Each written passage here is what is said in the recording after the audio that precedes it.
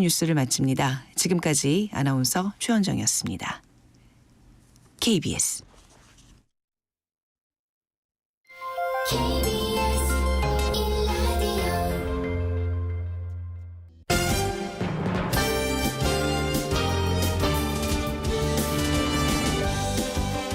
KBS 1라디오 신사원의 오늘 세계는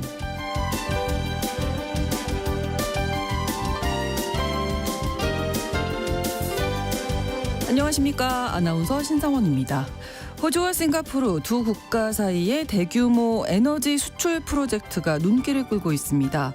석탄이 풍부한 호주에서 화석연료가 아니라 재생 가능 에너지인 태양광 발전으로 생산한 전력을 바다 건너 싱가포르로 공급하겠다는 건데요. 상상을 초월하는 이번 프로젝트를 위해서 호주의 북부 도시 다윈에는 세계 최대 규모의 태양광 발전 단지가 조성될 예정이라고 합니다. 화석연료에서 벗어나야 하는 호주, 그리고 전력 소비는 많지만 재생가능 에너지 생산에는 어려움을 겪고 있는 싱가포르. 두 나라가 손을 맞잡은 이 야심찬 프로젝트에 에너지 전환의 가능성을 확인하려는 세계의 이목이 집중되고 있습니다. 자세한 이야기 잠시 후 구정은의 수상한 GPS에서 전해드리겠습니다.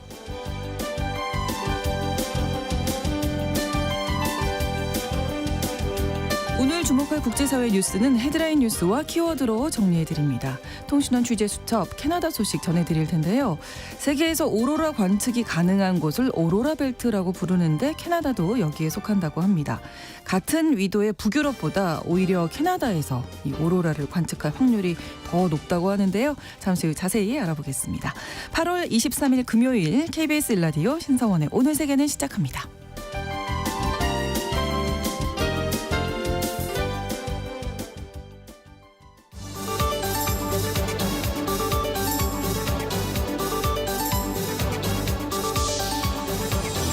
오늘 세계는 헤드라인 뉴스. 푸틴 러시아 대통령이 우크라이나 군이 쿠르스크 원자력 발전소를 공격하려 했다고 주장했습니다. 쿠르스크 원전은 전투가 치열한 지역에서 30km 정도 떨어진 곳에 있는데요.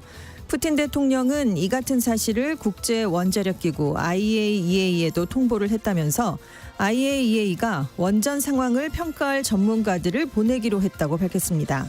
하지만 푸틴 대통령은 우크라이나 군의 공격 시도에 대한 구체적인 근거를 제시하진 않았습니다. 베네수엘라 대법원이 22일 니콜라스 마두로 대통령을 당선인으로 확정한 대선 개표 절차에 문제가 없다는 판단을 내렸습니다. 앞서 베네수엘라 선관위는 대선 투표가 끝난 뒤 6시간여 만에 마두로 대통령의 3선 당선을 공식화했는데요. 야권은 자신들이 확보한 투표율을 종합한 결과 곤살레스 후보가 마두로 대통령을 2배 이상 앞섰다면서 반발하고 있습니다. 하지만 로드리게스 대법원장은 선관위의 투표기기 집계에 이상이 없었다면서 선관위의 당선인 발표가 유효하다고 밝혔습니다. 태국 질병통제국이 지난주 아프리카에서 방콕으로 온 66세 유럽 남성이 엠폭스 변이 바이러스인 클레이드 1B에 감염된 것으로 확인됐다고 밝혔습니다. 아프리카를 중심으로 번지고 있는 엠폭스 변이 감염이 아시아에서 보고된 건 이번이 처음인데요. 이에 따라 태국 정부는 방콕 수완나품 국제공항을 포함한 모든 입국장에서 검역과 감시 조치를 강화하겠다고 밝혔습니다. 인도네시아에서 선거법을 개정하려는 시도에 반발하는 시위가 격화되자 하원 부의장이 선거법 개정을 철회하겠다고 밝혔습니다. 앞서 조코 위도도 대통령을 지지하는 정당들이 대통령 차남이 11월 주지사 선거 출마가 가능하도록 30세 이상으로 나이를 제한한 현행 선거법 개정을 추진했었는데요. 조코이 대통령의 차남은 올해 12월에 만 30세가 됩니다. 대법원이 5월 선거법 나이 제한은 취임일이 기준이라면서 대통령 차남이 출마할 수 있다라고 판단을 했지만 헌법재판소가 지난 20일 후보 등록일이 기준이라면서 대법원의 판단을 뒤집어 논란이 커졌습니다. 앞으로 유럽 아이폰 이용자는 사파리 외에 다른 브라우저를 선택하거나 자신이 기본 앱을 설정할 수 있게 되고 삭제할 수 있는 앱도 늘어나게 됐습니다. 지금까지 아이폰에선 사파리가 기본 브라우저로 설정이 됐었는데요. 앞으로는 12개 중 하나를 선택할 수 있고 그동안 삭제할 수가 없었던 애플의 앱도 지울 수 있게 됐습니다. 이유가 빅테크 규제법인 디지털 시장법을 시행하면서 다음 달에 출시될 예정인 제품들에도 변경된 기본 설정이 적용될 방침입니다.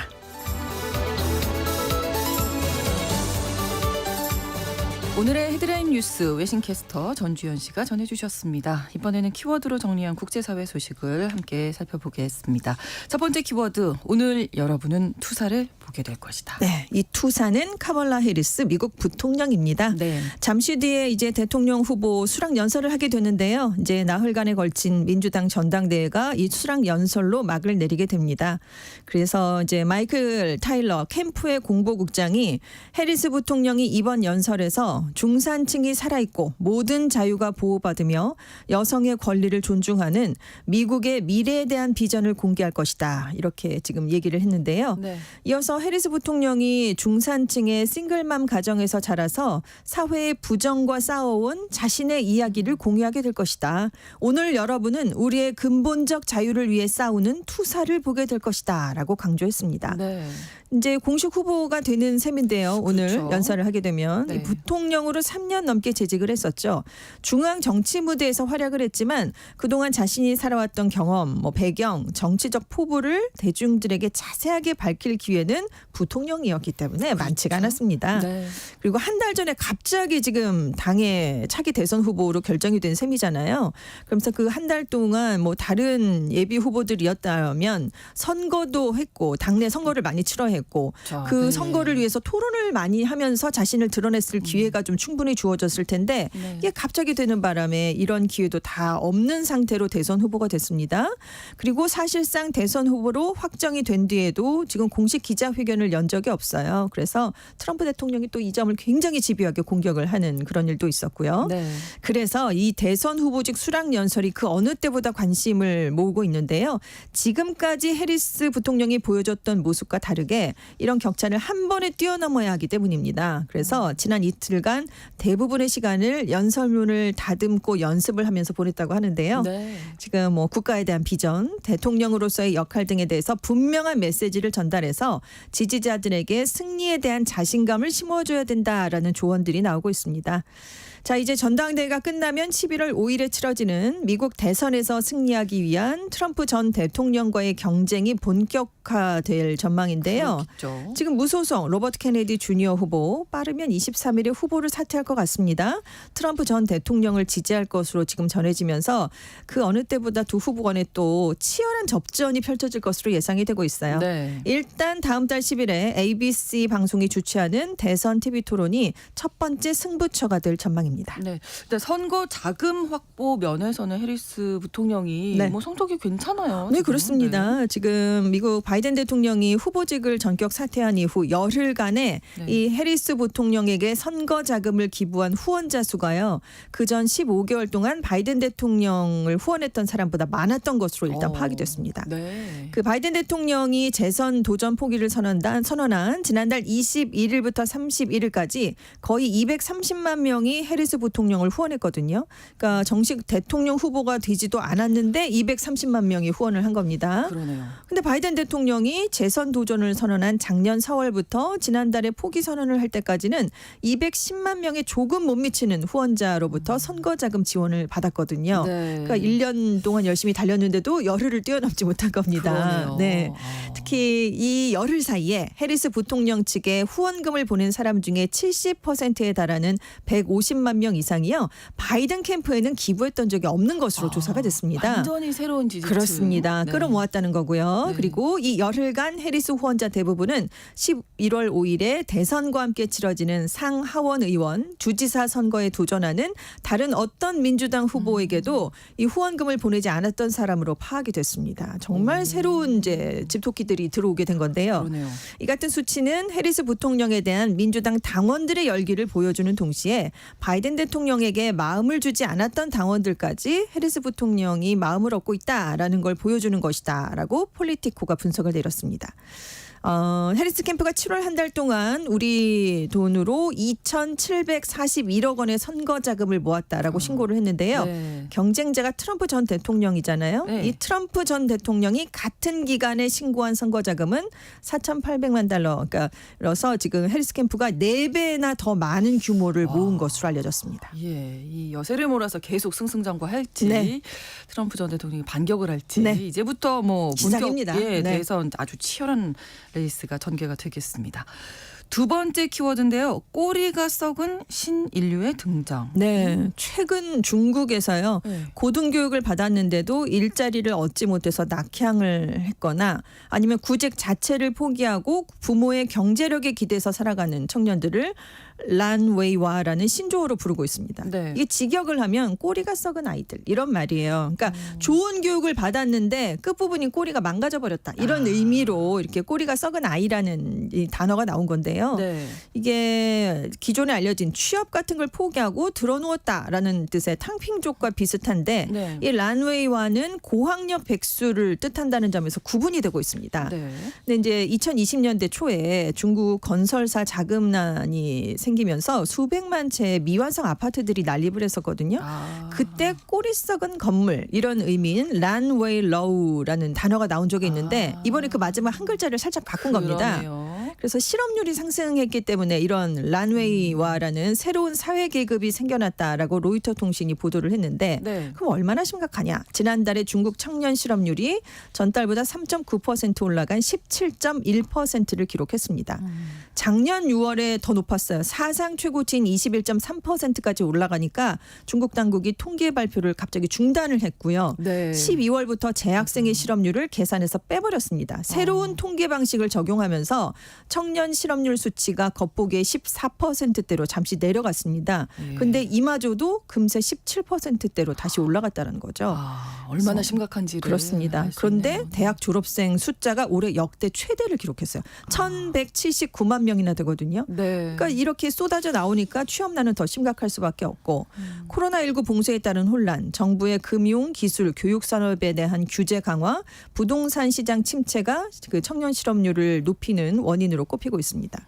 그래서 이제 대졸자들이 눈높이를 많이 낮추고 있어요. 그래서 저임금 직종에서 일하다가 네. 이건 너무 심하지 않느냐 라면서 아예 포기를 하고 하다 안 돼서 구직을 아예 포기해서 네. 고향으로 돌아가서 부모에게 기대 사는 전업 자녀가 되기도 하고도 있고 심지어는 범죄에 빠져드는 청년도 있을 정도라고 합니다. 그래서 지금 석사 이상 소지자만 응시할 수 있는 국가통계국의 1급 자리가 있는데 경쟁률이 3,500대 1로 사상 최고치를 기록했어요. 와. 그래서 지금 치열한 학문 사다리 오르기 경쟁을 해온 이른바 꼬리 썩은 아이들이 중국의 암울한 경제 상황 속에서는 일자리를 구할 수 없다는 현실을 깨닫고 있다라고 로이터가 지적을 하면서 네. 중국의 한 교육 분야 전문가가 10년 이상 공부를 시켰는데 부모에게 결국 돌아오는 건 란웨이와였다. 네네. 네, 자식 교육이 이제 상당히 위험한 투자가 됐다라고 비판을 내렸습니다. 이럴 줄 알았으면 노후 대책이나 그렇죠. 세울 걸 이제 부모님들이 이런 네, 고민을 네. 하시는 건데 중국 실업률 정말 청년 실업률 특히 심각합니다. 심각한 문제입니다. 자, 세 번째 키워드 적을 낚아라. 네, 피싱을 하라는 얘긴데요. 이게 러시아 당국이 쿠르스크를 급습한 우크라이나 군의 정보 수집을 막기 위해서 국경지대에 사는 주민들 또 이 지역에 주둔하고 있는 군인과 경찰들에게 데이팅 앱 사용을 중단하라. 민감한 장소에서는 영상을 시청하는 것에도 주의하라. 이렇게 밝혔습니다. 네. 그래서 적이 정보 수집을 위해서 이런 자원을 적극적으로 활용을 한다라고 강조를 했는데요. 그러면서 보낸 얘기가 낯선 사람이 보낸 메시지의 링크를 열거나 군용 차량이 있는 도로에서는 영상을 보지 말라라는 경고를 내린 겁니다. 힌트를 줄 수 있다 이거죠. 그렇습니다. 네. 낚일 수 있다는 거죠. 네, 네. 그리고 러시아 당국이 지금 우크라이나 군이 보호받지 않고 있는 CCTV에 원격으로 접속을 해서 개인 주택 마당은 물론이고 전략적으로 중요한 도로, 고속도로 같은 모든 것을 들여다보고 있다라는 얘기를 내놨습니다. 그래서 군인과 경찰들에게 SNS에서 모든 지리적인 정보도 삭제를 해라 이런 지시를 내렸 내렸는데요. 네. 왜냐하면 러시아 군대가 이동하는 실제 위치를 이걸 통해서 파악할 수 있기 때문입니다. 근데 실제로 분쟁 지역에서 군인들의 휴대전화 사용을 통해서 민감한 정보가 노출된 적이 있는데요. 미국 주도의 정보동맹 파이브 아이즈는 작년에 러시아 해커들이 우크라이나 군인들의 모바일 기기를 공격해서 전장의 정보를 빼내려는 시도를 하고 있다라고 경고를 내린 적이 있습니다. 네. 그리고 작년에 고위급 러시아 잠수함 사령관이 조깅 중에 피격돼서 사망하는 일이 있었거든요. 네네. 그런데 이 당시에 러닝 앱 스트라바라는 걸 사용했다고 합니다. 그러니까 앱을 사용하니까 암살범에게 위치가 고스란히 노출이 그렇죠. 돼서 암살이 됐다. 뭐 이런 얘기가 나오고 있는데요. 네. 아무튼 우크라이나 군의 공습으로 러시아군의 약 100명이 사망한 작년 마키이우카 사건이 있었는데 그때도 공습의 주요 원인이 러시아 군인들이 휴대전화를 사용한 것이었다. 이런 얘기가 나오기도 했었습니다. 네. 서로 양국이 그러네요. 적을 낳기 위해서 노력을 하고 있다라는 그런 얘기입니다. 네. 그러니까 정보를 다 줄 수 있다. 네. 휴대전화 사용이. 네네. 요즘 참 이렇게 많이 바뀌었습니다. 그렇습니다. 전쟁의 양상도. 네네. 자, 다음 키워드. 종이 빨대를 얼마나 더 써야 탄소 배출 만회할까? 스타벅스의 지금 예. 소비자들이 이런 얘기를 하면서 비판의 목소리를 높이고 있는 건데요. 네. 왜냐하면 스타벅스가 최근에 신임 최고 경영자를 임명했습니다. 브라이언 니콜이라는 사람인데요. 채용 계약을 맺으면서 필요한 경우에 자택에서 본사로 출근하는 데 동의한다. 이 조항을 넣어줬고요. 네. 회사 정책에 따른 개인 여행에 회사 항공기를 이용할 수 있다라는 조항도 포함을 해줬습니다. 이제 9월 9일자로 취임을 하는데요. 지금 캘리포니아주 뉴포트에 살고 있습니다. 네. 근데 본사는 워싱턴주의 시애틀에 있거든요. 좀 떨어져 있는데. 네, 캘리포니아에서 시애틀로 뭐 본사로 출퇴근하면서 일을 할 수 있다. 이렇게 허용을 해줬다는 건데 네. 이 편도만 1,596km 정도가 된답니다. 근데 스타벅스가 제트기를 갖고 있는 회사예요. 네. 그러니까 출퇴근 시에 이 제트기를 사용할 수도 있는 거 아닌가? 이 얘기가 나오는데 일단 스타벅스는 그것에 대해서는 확인을 해주지 않았습니다. 네. 그리고 원격 근무를 이제 캘리포니아에서 하게 되는데 그렇게 할 수 있게 그 뉴포트 쪽에 소규모 원격 사무실도 스타벅스가 마련해주고 업무를 도울 비서도 회사 돈으로 준다고 합니다. 기본 급여가 연봉으로 160만 달러, 우리 돈으로 21억 3,700만 정도인데요. 스타벅스는 임직원이 일주일에 최소 사흘은 사무실에 나와야 된다라는 하이브리드 근무 정책을 펴고 있어요. 네. 그러니까 사흘은 출근을 시애틀로 해야 됩니다. 네, 네. 근데 이제 이 니콜 CEO에게도 같은 규정을 적용할 것인가 이거에 대해서도 확인을 해주지를 않고 있는 그런 상황이에요. 근데 당연히 내부에서 지금 반발이 나오고 있습니다. 그렇겠죠. 왜냐하면 스타벅스가 지금 친환경 표방 정책을 펴오고 있기 때문이에요. 네. 그래서 개인 전용기를 쓰면 탄소 배출이 굉장히 정말 어마어마한데. 더 많이 나오거든요. 그렇죠. 그래서 여기에 만약 회사 항공기까지 네. 제공할 것인가? 이건 정당화될 수가 없는 것이다라는 반발이 내부에서 나오고 있고요. 네. 소수의 특권층이 이 편의를 위해서 환경적으로 해로운 형태의 여행을 즐기는 사회 및 기후 불공정의 극명한 상징이다라면서 그린피스는 반발을 하고 있습니다. 이 개인 제트기가 1시간에 2톤이나 이산화탄소를 내놔요. 근데 유럽연합 시민 한 명의 1년 평균 이산화탄소 배출량이 8.2톤이거든요. 이 4분의 1을 1시간 만에 한 사람이 쓰는 겁니다. 그렇죠. 네. 이거는 좀 문제가 있죠. 네. 그래서 네티즌들이 이 소식을 듣고 아니 CEO의 탄소 배출량을 만회하려면 종이빨대를 얼마나 많이 써야 되는 거냐. 우리한테는 종이빨대 쓰라더니 이러면서 그러네요. 지금 불만이 나오고 있는데요. 네. 아무튼 이 스타벅스는 여전히 뭐 탄소 배출량을 2020년에 이제 2030년까지는 절반으로 줄여보겠다라는 네. 목표를 내놨기 때문에 과연 신임 CEO가 어떤 방식으로 출퇴근을 할 것인가 여기에 관심이 집중되고 있습니다. 이사를 안 한다는 거잖아요. 그렇습니다. 안 하고 이제 출퇴근을 네, 네. 하라. 그렇습니다. 보통은 이사를 가는데. 가는데 안 해도 된다. 왜냐하면 지금 실적이 많이 떨어져서 급하게 영입을 한 인재입니다. 예, 예. 그렇기 때문에 많은 편의를 봐주겠다는 건데 친환경 정책을 쓰면서 뒤로 이렇게 한다는 건 말이 안 된다라는 비판이 당연히 나오고 있습니다. 많은 이야기가 나오겠네요. 네, 그렇습니다.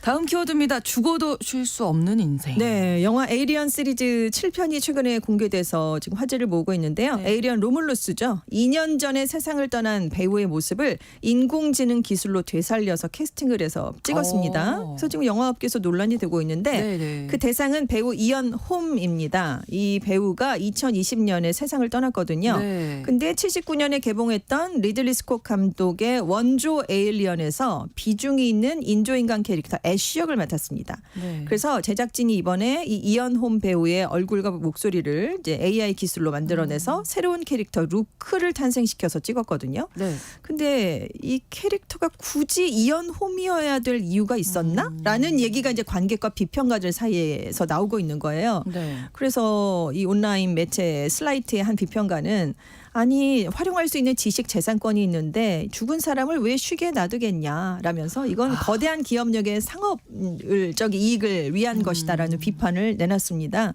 그래서 나쁘게 보일 뿐만 아니라 전체적으로도 나쁜 아이디어다라는 평이 지금 비평가들로부터 나오고 있는데요. 네. 그래서 당연히 감독이 해명을 했습니다. 그렇죠. 에이리언 시리즈 역사에서 이 배우의 위치를 기르고자 했기 때문이다. 굉장히 큰 존경심에서 영화를 찍었는데 네, 그 또 유족들에게 구상을 설명했는데 반응이 좋았다고 해요. 허락을 받고 있다. 이렇게 얘기를 하면서 가까운 미래에 AI가 배우를 대체하는 건 불가능하다. 우리가 계속해서 할 거라고 생각하지 말아달라. 왜냐하면 그러면 비용이 더 많이 든대요. 컴퓨터 처리를 해야 되니까. 실제 배우를 쓰는 게 훨씬 저렴하니까 이걸 자주 할 건 아니다라고는 얘기를 했지만 이 BBC는 출연 분량이 지나치게 많았다. 그리고 클로즈업을 너무 반복했다라는 거죠. 왜냐하면 티날 텐데요. 네, 클로즈업하면. 그러니까요. 되살릴 수 있는 이미지가 많지는 않았기 때문에 그렇죠. 클로즈업만으로 되살렸다라는 건 이건 문제가 있는 게 아니냐. 그래서 우려가 나올 수밖에 없다라는 비판을 내놨습니다. 네. 다음 키워드는 9월이냐 10월이냐 그것이 문제로다. 이탈리아에서요. 학생들의 개학 시기를 둘러싸고 교사와 학부모 간의 의견이 지금 9월이냐 10월이냐라고 대립을 이루고 있습니다. 네네. 이 교사 노조는 기존에 9월 중순에 개학했던 걸 이제 10월로 미뤄보자라는 내용의 청원서를 교육부에 제출을 했는데요. 네. 왜냐하면 기후 변화로 무더위가 너무 늦게까지 이어지고 있다는 거죠. 네네. 9월 중순이 돼도 더운데 이때 수업을 시작한다는 건 말도 안 된다. 그래서 이 정부가 변화를 시작해야 된다라는 주장을 내세우고 있습니다. 그래서 여러 의학계라든가 이런 곳에 대해서 개학 연기에 대한 과학적인 의견을 좀 내놔달라라고 요청을 했는데요. 네. 그래서 폭염 때문에 이렇게 일찍 계속 9월에 이렇게 개학을 하게 되면 교사와 학생들의 온열 질환율이 높아질 것이다라고 우려를 하고 있어요. 그럴 수 있죠. 지금 너무 더우니까. 그러니까요. 네, 전 근데 세계적으로. 학부모는 반대를 하고 있습니다. 부모님들은 네, 왜냐하면 방학이 빨리 끝나길 바라죠. 그렇죠. 이탈리아도 마찬가지예요. 3달이라고 합니다. 여름방학이요. 기네요. 네, 자녀를 여름 캠프에 보내곤 하는데 네. 개학이 연기되면 캠프 비용은 더 높아질 수밖에 없기 때문이에요. 그렇죠. 근데 이탈리아에서는 방학이 길면 불평등이 심화된다. 학생들의 인지 능력, 인간관계 기술을 떨어지게 만든다라는 얘기가 있으면서 네. 예, 이것도 반대하는 내용도 있습니다. 그런데 이탈리아 학교들이 대개 9월 중순에 개학을 하는데 지금 이탈리아도 역대급 더위가 왔거든요. 그렇죠. 근데 문제는 대부분의 학교에 냉방 시설이 없다고 합니다. 그러니까 유럽 쪽이 네, 에어컨 잘 그렇죠. 사용 안 하고 해서 네. 이게 이제 문제인 건데. 그렇습니다. 좀 현명한 네. 합의점이 나와야 될 텐데. 우리는 8월 중순에 개학하지 않나요? 계약했죠. 이번 그렇죠. 주에 거의 다 그러니까요. 계약했어요. 우리도 9월 중순에. 네, 마찬가지 얘기가 나오지 않을까 싶습니다. 그렇습니다. 헤드라인 뉴스와 키워드 외신캐스터 전주현 씨와 함께했습니다. 고맙습니다. 네, 감사합니다. KBS 라디오 신성원의 오늘 세계는 1부 마무리하겠습니다. 11시 30분부터 일부 지역에서 해당 지역 방송 보내드리고요. 비욘세와 제이지가 함께 부른 Crazy in Love 전해드립니다. So crazy right now. Most incredibly, it's your girl, B.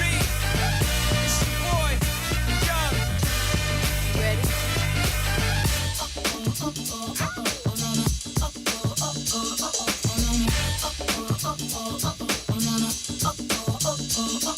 Yeah.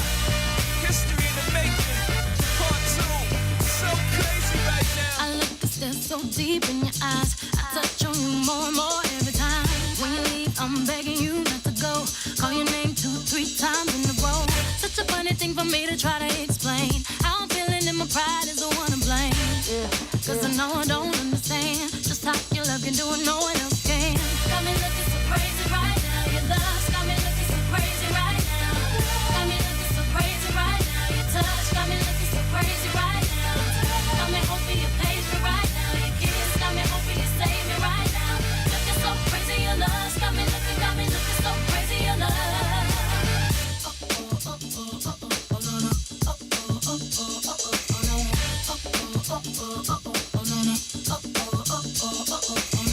When I talk to my friends so quietly, who we think he is? Look at what you did to me.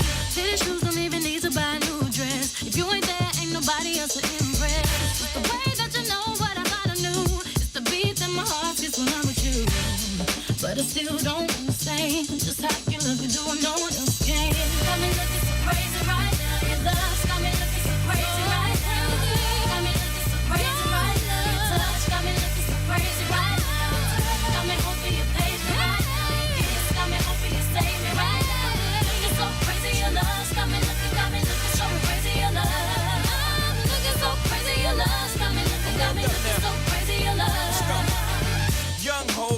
and the flow is loco. Young B and the ROC. Uh-oh, OG, big homie, the one and only. Stick bony, but the pockets is fat like Tony. 지금 시각은 11시 30분입니다. KBS Ladies and gentlemen. 국제사회의 다양한 뉴스를 한눈에 KBS 1라디오 신성원의 오늘 세계는 세계를 바로 보는 최소한의 투자입니다.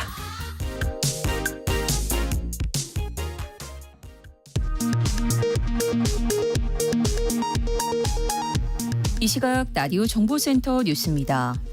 어제 저녁 경기 부천의 한 호텔에서 불이 나 7명이 숨지는 등 모두 19명의 사상자가 발생했습니다. 경찰과 소방, 국립과학수사연구원 등은 오늘 오전 11시부터 화재 현장에 대한 합동 감식에 나섰습니다. 소방당국은 일단 화재 원인으로 전기적 요인이 유력한 것으로 보고 있습니다. 보이스피싱이나 명의도용 등 불법 대출 피해 예방을 위한 여신거래 안심 차단 서비스가 오늘부터 시행됩니다. 이용자가 이 서비스에 가입하면 금융권의 신규 여신거래가 실시간으로 차단돼 본인도 모르는 사이 대출이 실행되는 피해를 막을 수 있게 됩니다. 추석을 한 달 앞두고 정부가 주요 성수품 가격과 공급 상황 등을 점검했습니다. 김범석 기획재정부 1차관은 모든 가용수단을 동원해 배추, 무, 시설 채소 등의 수급 안정에 힘쓸 것이라고 말했습니다. 국회 문화체육관광위원회는 축구 국가대표팀 홍명보 감독 선임과 관련해 절차의 적절성 등을 따지기 위해 정몽규 대한축구협회 회장과 홍명보 감독 등을 다음 달 현안 질의 증인으로 부르기로 했습니다.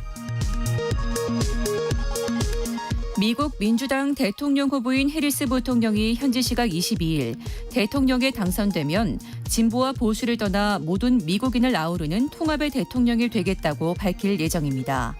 해리스 부통령은 오늘 민주당의 대선 후보 확정을 위한 나흘째 전당대회에서 대통령 후보 수락 연설을 합니다. 푸틴 러시아 대통령이 우크라이나가 러시아 접경지에 있는 원자력 발전소를 공격하려고 했다고 비난했습니다. 푸틴 대통령은 국제원자력기구 IAEA에 이를 통보했고 IAEA가 상황을 평가할 전문가를 보내기로 약속했다고 밝혔습니다.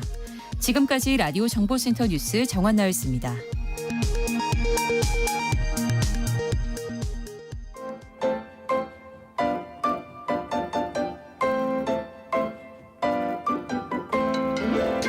통신원 취재 수첩.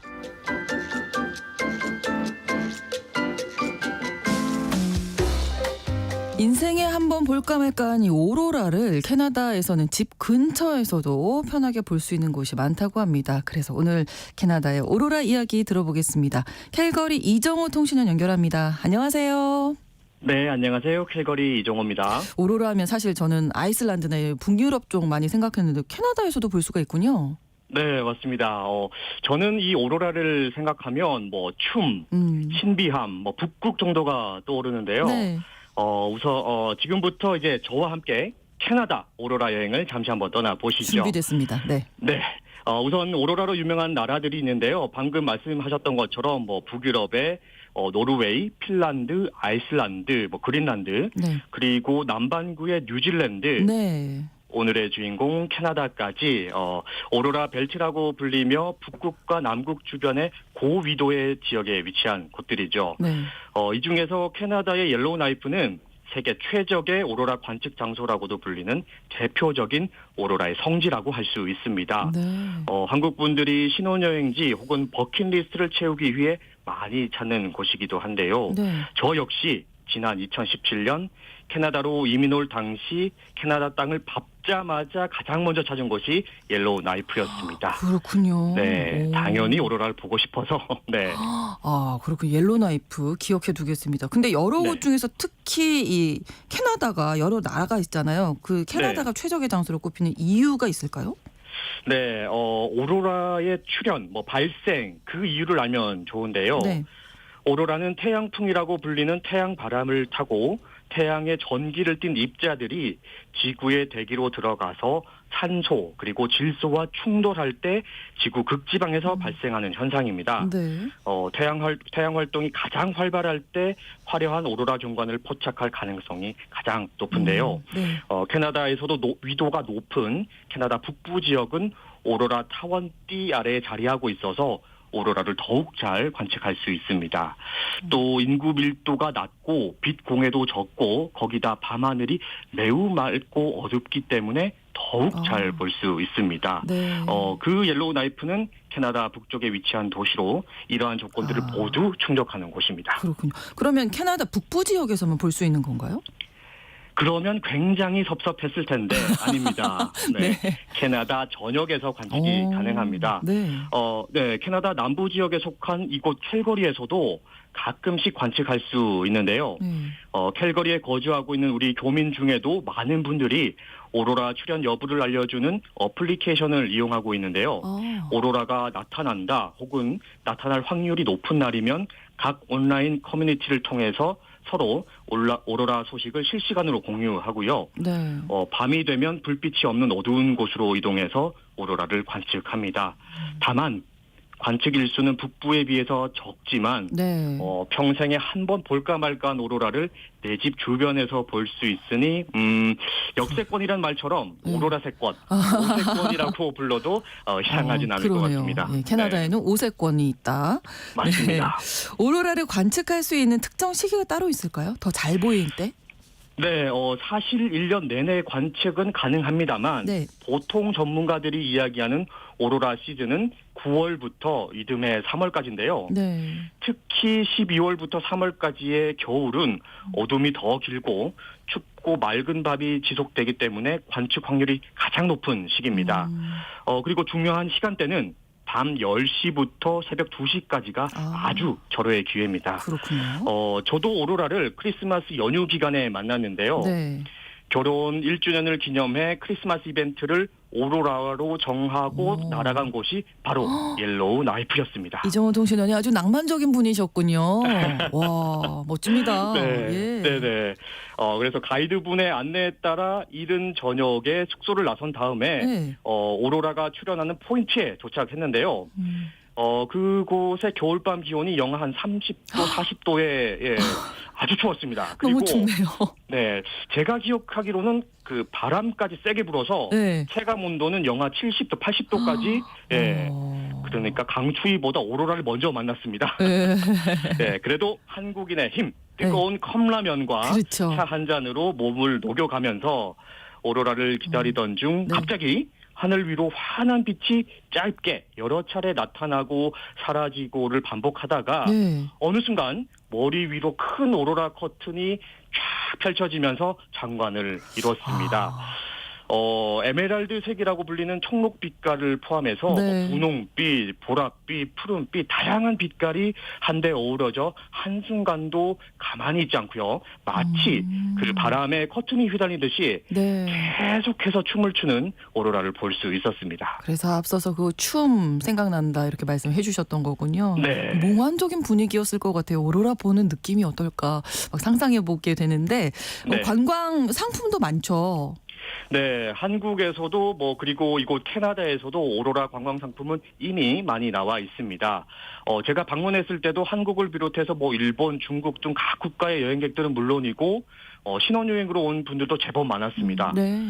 이 옐로우 나이프라는 도시는 행정구역상 노스웨스트 준주의 유일한 도시로 금과 다이아몬드를 채굴하는 그 메인 사업이 있지만 네. 오로라 관광 사업을 주로 하는 관광 도시라고 볼 수 있는데요. 퍼스트 네이션 즉 원주민들의 도시이기도 해서 백인들보다는 원주민들이 더 많은 비율을 차지하고 있습니다. 네. 이곳은 인프라도 조금 부족하고 겨울에는 아까 말씀드렸다시피 상상도 못할 강추위가 찾아오지만 오로라 덕분에 겨울에도 수많은 관광객들이 찾아오고 지역 경제에 큰 버팀목이 되고 있습니다. 네. 어떻게 올겨울 캐나다에서 오로라 체험 한번 어떠실까요? 그러니까요. 오늘 말씀드린 거 꼭 보고 싶고 캐나다의 옐로 나이프 오로라 보시기 위해서 꼭 가셔야 한다고 말씀드리겠습니다. 알겠습니다. 오늘 소식 고맙습니다. 네, 고맙습니다. 캐나다 캘거리에서 이정호 통신원이었습니다.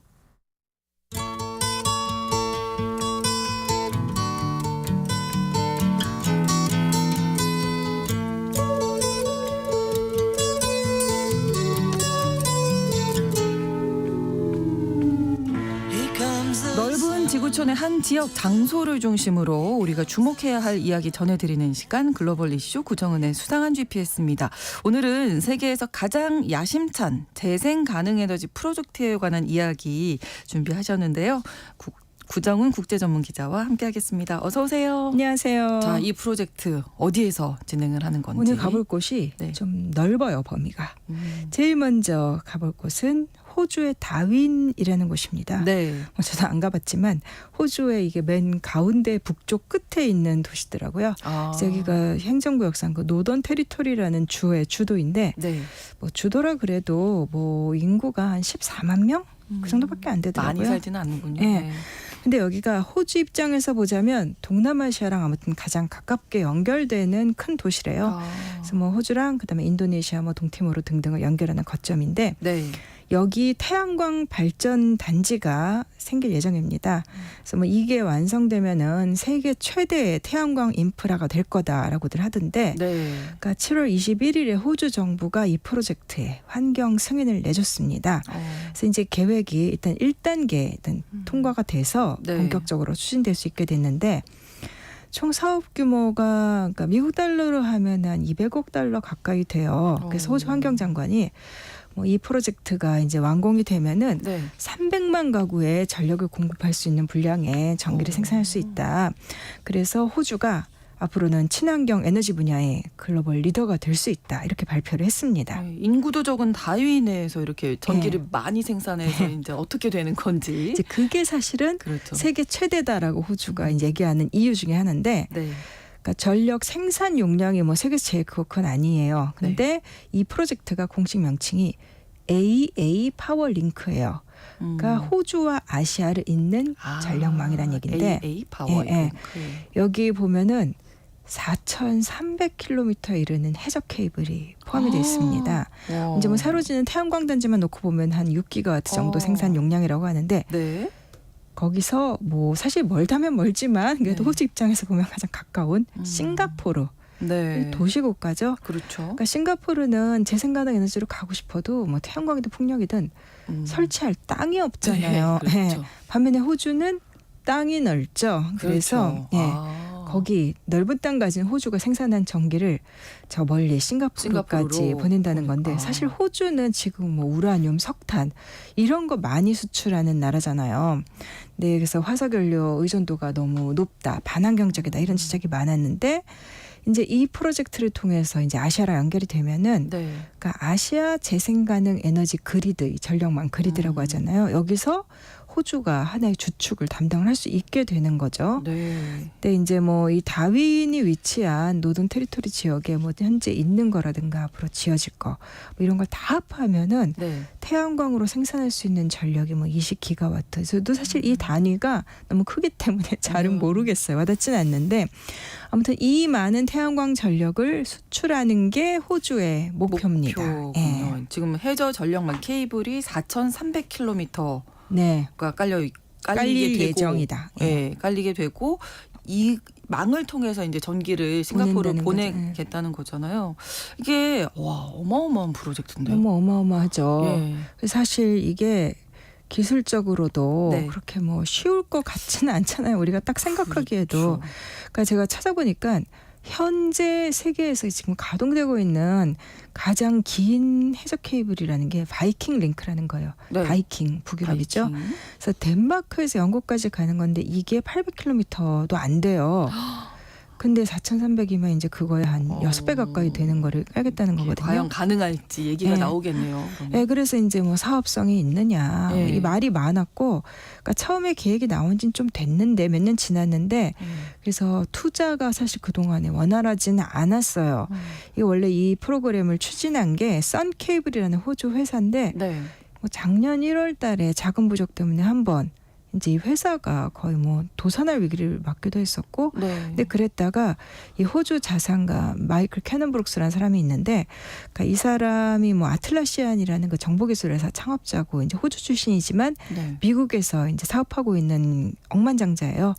이 사람이 이제 작년 9월달에 이 선케이블을 컨소시엄 만들어서 인수를 인수를 한 거죠. 아, 그렇군요. 그러면 호주에서 싱가포르로 전력을 언제쯤이면 이제 보낼 수 있게 될까요? 지금 이제 환경 그러니까, 승인 정도 난 예, 건데. 뭐 지금 현재 계획으로는 2027년에 첫 전력 송출하고 그때 완공은 2030년 이렇게 되어 있는데 프로젝트 1단계에서는 우선 4기가와트 규모의 이제 태양광 단지를 건설하고 네. 그 다음에는 해외는 아니고 1단계에서는 이쪽 태양광 단지하고 다윈시를 잇는 800km 정도. 이제 그것도 사실 길어요. 그렇죠. 뭐 아무튼 호주 뭐 내에서 육상이겠지만, 이제 남을 그래서 케이블을 만들고 예. 이제 그 다음에 싱가포르까지 싱가포르로. 이제 가는 인프라를 만들게 되는데 뭐 이선 케이블 쪽에서는 이제 대체로 생산된 전기를 뭐 싱가포르로 주로 보내겠지만 네. 그다음에 뭐 인도네시아라든가 다른 아시아 국가들로 이제 보낼 계획을 잡고 있어요. 예, 원대한 꿈을 가지고 시작을 해서 이제 첫 단계를 통과했는데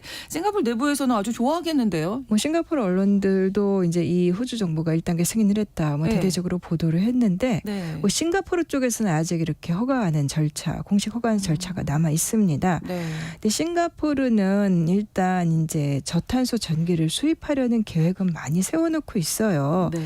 그래서 뭐 2035년쯤에는 전체 전력 공급량의 아마 30% 정도 되는 양은 저탄소를 수입을 하겠다라는 계획인데 뭐 땅이 없으니까 다른 나라에서 생산된 깨끗한 전기를 들여와야만 하는 거죠. 그렇죠.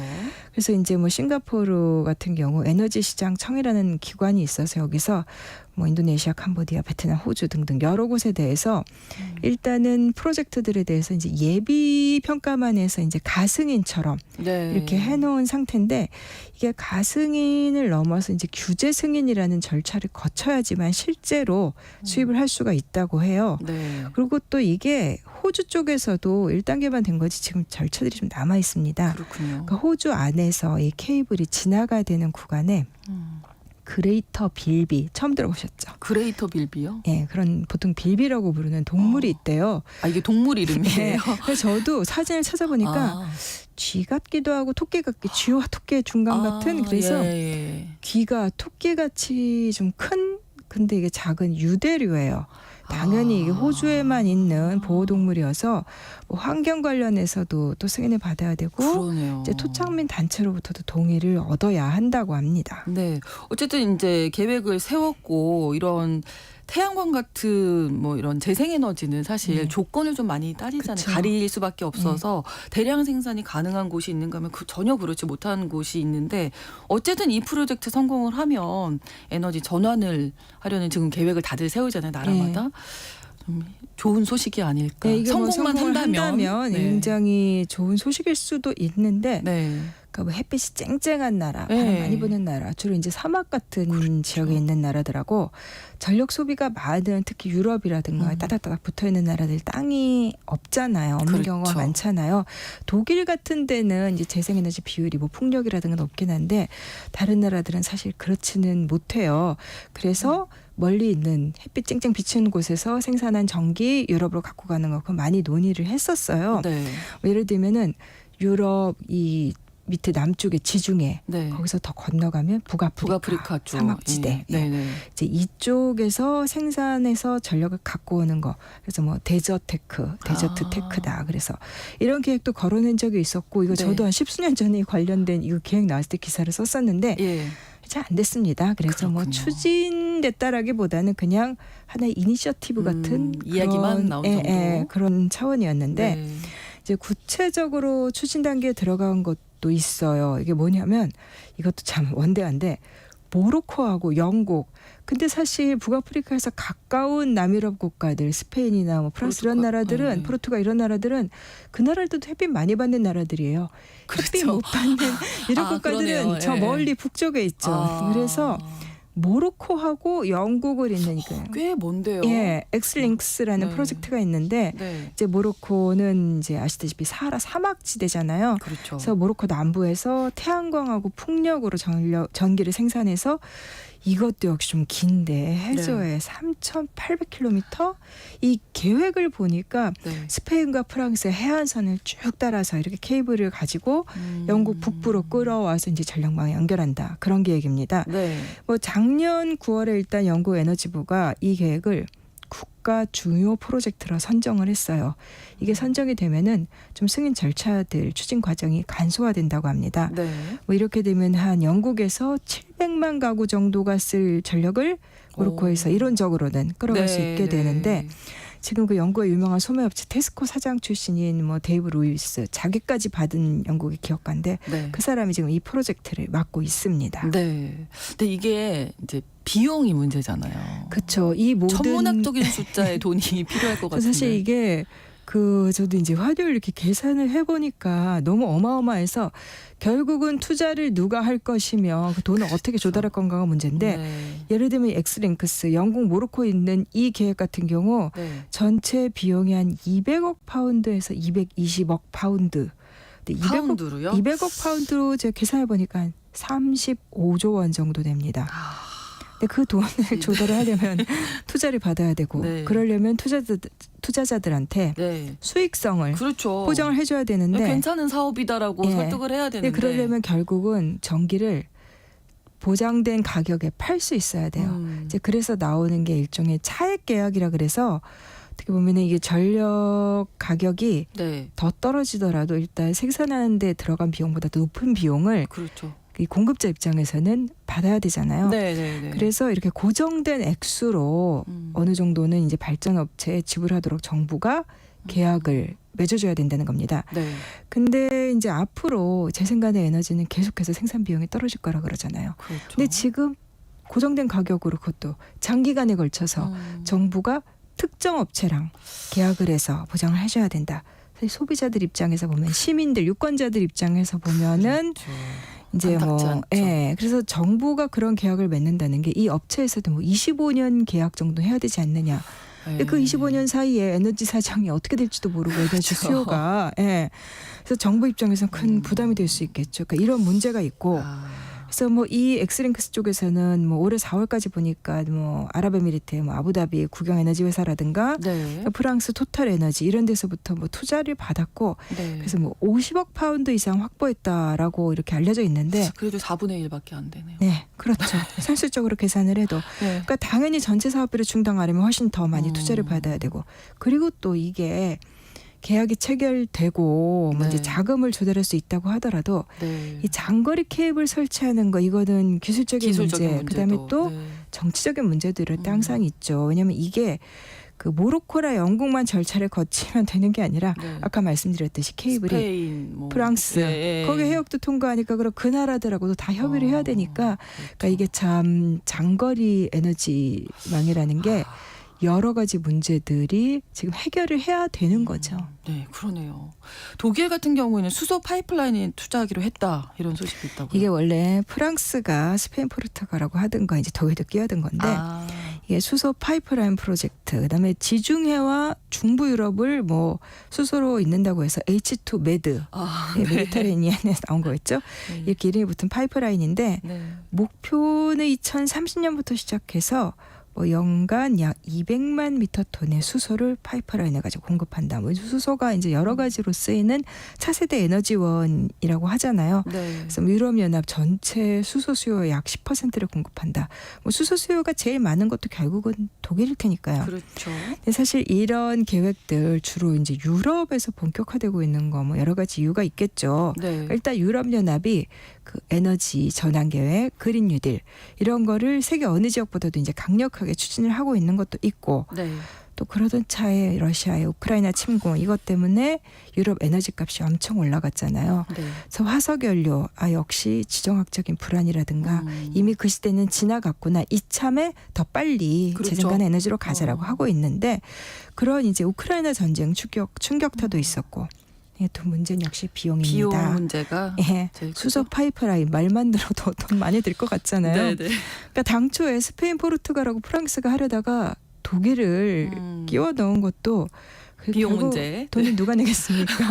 예, 이거 비용이 한 250억 유로라고 하는데 뭐 그 중에 아직 결론은 안 났습니다만 네. 상당한 액수를 결국은 독일이 부담해야 할 걸로. 해야 할 걸로 모두가 예상을 하고 있습니다. 그렇군요. 뭐 전 세계적으로 아무튼 어마어마한 규모의 재생에너지 프로젝트가 지금 추진 중인데 좀 우리도 보고 배울 수 있는 그런 좋은 선례가 남았으면 좋겠네요. 우리도 사실 아시아 그리드 이런 거를 이렇게 감정 싸움만 하지 말고 네. 많이 좀 개방적으로 좀 사고를 할 필요가 있을 것 같아요. 그렇습니다. 글로벌 이슈 구정은의 수상한 GPS 구정은 국제 전문 기자와 함께했습니다. 오늘도 고맙습니다. 감사합니다. 방송 마무리하면서 제럴드 졸링의 티켓 투 더 트로픽스 전해드립니다. KBS 1라디오 신성원의 오늘 세계는 다음 주 월요일에 다시 뵙겠습니다. 고맙습니다.